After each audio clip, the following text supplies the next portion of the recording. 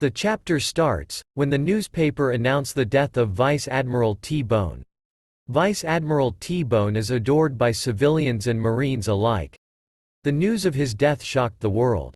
But the Navy refused to comment on the details of the incident. In the Navy HQ, Sengoku and Suru is talking about the incident of Vice Admiral T-Bone.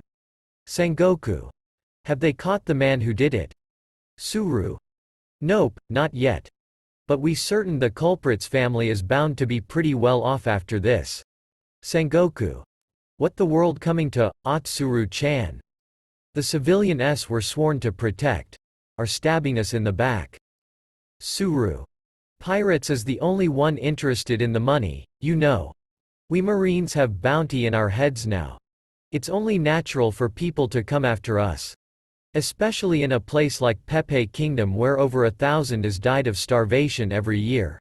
It's no wonder he was killed there. Poverty and wealth we all adopt to our situation. Not that I'm trying to defend the culprit, of course. And Suru admits that Buggy's idea will make their jobs difficult. Sengoku: how can you serve and protect the people if you have constantly look your shoulder when you're around them? If we don't neutralize this cross-guild group soon, this will kill the morale of every Marine and weaken the whole Navy. And Sengoku saw Vice Admiral Hina and asked her if she saw Garp, because of the new rice cracker flavor that he wants to try by Garp.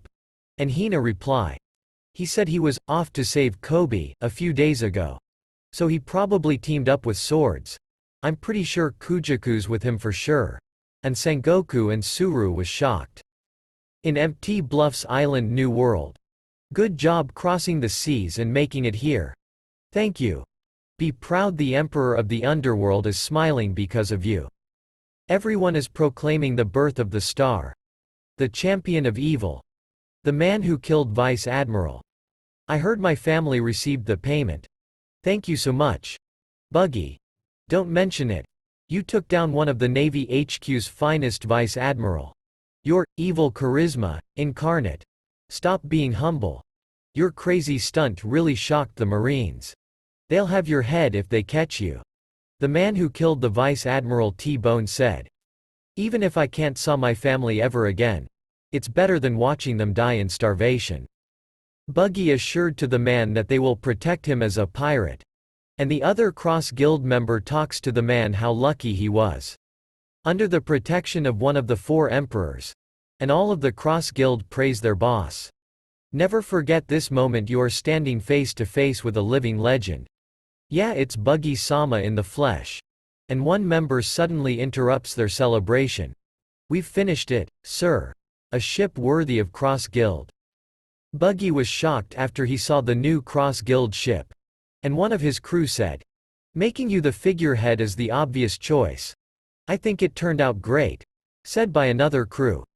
Buggy is in tears because Crocodile and Mihawk has disgusted about the appearance of their ship. You'd expect us to use this thing. Said by Crocodile and Mihawk.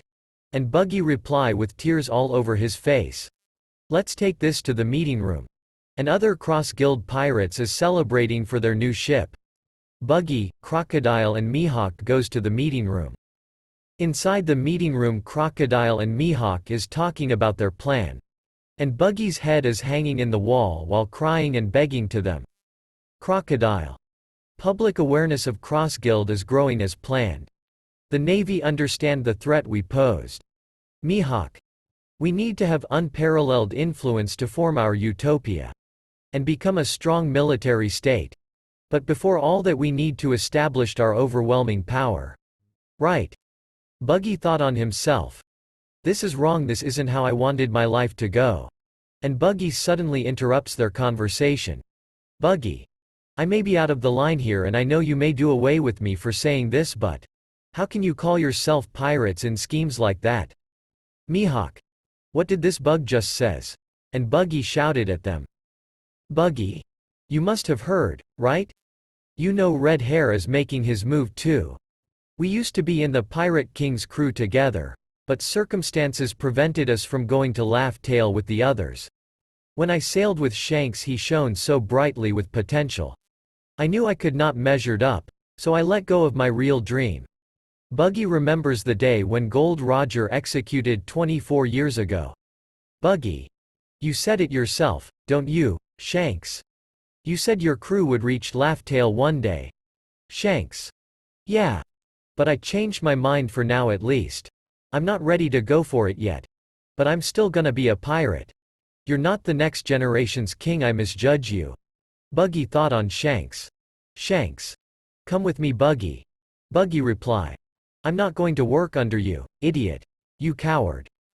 Buggy is angry to Shanks because Shanks didn't follow their captain's footsteps. Buggy leaves Shanks and run away, and he still blames Shanks for the treasure map that he lost. And promise that they will meet again someday. Buggy is furious for Shanks' sudden movement. That no good Shanks is finally making his move. But what good is it now?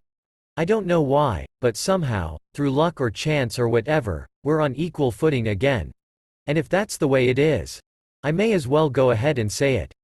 I want to be the king of the pirates. Wealth? Power? Why stop there if we can have it all? Let's go for it. Let's go and claim the ultimate treasure. Buggy shouts his dream with confidence, while Crocodile and Mihawk is in front of him. Crocodile. I can't believe you're deluded enough to buy your own con. Remember, we're only letting you keep that title of yours because it benefits us. Mihawk. You think we're just going to carry you on the top? Crocodile. We're not playing pirates here. This is serious business. You don't have a clue, let alone a plan. Mihawk.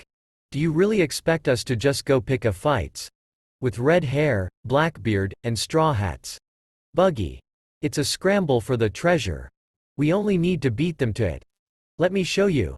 There are some words that light a fire in the heart of every pirates. And they all set sail in the same reason. And Buggy picks up the Denden Mushi. And Buggy broadcast his call to all Cross Guild members. Buggy. Listen up, men. What dream drove you all to the sea? Chairman Buggy wants to give us back that spark. Oh man, I'm not sure if I'm ready for this. Said by one of the Cross Guild. Buggy continues while being stepped on by Crocodile. Buggy. Every moment you cling to life might be your last. So why ignore the screaming urge inside you? If you gave up because the reality is too daunting, this is your chance. It's time for us to set sail, to reach out and grasp what we all desire most. It's time for us to finally go and claim the One Piece. And the whole Cross Guild was fired up. And Crocodile and Mihawk was pissed off on Buggy. And the scene was changed to Kamabaka Queendom, Grand Line. The Revolutionary Army member spotted a ship that heading to the island. Revolutionary Army Vice Captain of the West Army. Yushiano, Morley's subordinate. Revolutionary Army Vice Captain of the East Army. Ahiru, Bello Betty's subordinate. Revolutionary Army Vice Captain of the South Army.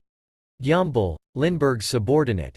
Revolutionary Army Vice Captain of the North Army. Jerone, Karazu's subordinate. Gyambul asked Jerone on a wager if the ship is enemy or ally. And Jerone reply, sounds good to me, I'm put 1 mil. It's Sabo making its safe return. And Gyambul is shocked on Jerone's bet. One of the revolutionary member informs Dragon and Ivankov that Sabas is already returned. Ivankov. So he made it home okay. Thank goodness. The Revolutionary Army is happy after the safe return of Sabo. Gyambul. I knew something was up. When you said you'd bet $1 million. I ain't coughing up a single berry. Jerone. Nah, I'll ring it out on you. Oh, you use those spyglass, don't you? What spyglass? You think you can get away with after eating them? The other members welcomed Sabo on his safe return. Sabo. That's a Lulusha ship. Lulusha, you mean the country that vanished? Said by one revolutionary. Sabo. I'll explain later, for now, please help these guys. Koala is angry on Sabo and attack him. Koala. You just went radio silent. How could you do that to us? Sabo replied. My bad, Koala. I couldn't get my hands on encryptor transponder snail. All my calls could have been monitor. I used the usual 3-bit code to signal that I was alright, don't you hear? I wasn't in Lulusha when it happened and Koala suddenly cry. You made me so worried. Sabo. Sorry. And Morley suddenly come out on the ground when he heard that Sabo is returned. And the other revolutionary member is surprise on Morley. Bello Betty talks to the Lulusha citizens. I remember you losers from Lulusha. You've come a long way. It's a real shame what happened to your homes. But I heard you were hoping to join our cause. Yes ma'am. Reply by the Lulusians. First things first, get some rest. We will strength you out after that.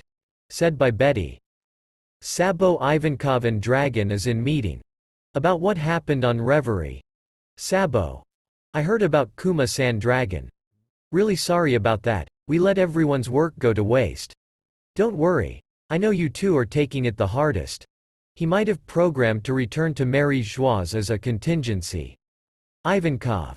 So Sabo, you don't want the captains hearing what you've got to say. Sabo. Yeah. Just hearing it might have put your life at risk. Ivankov. What the hell? Sabo. There was some trouble at the Reverie. I'll tell you what really happened. At the Holy Land Mary Joie's. And the truth on what happened on Reverie finally will reveal.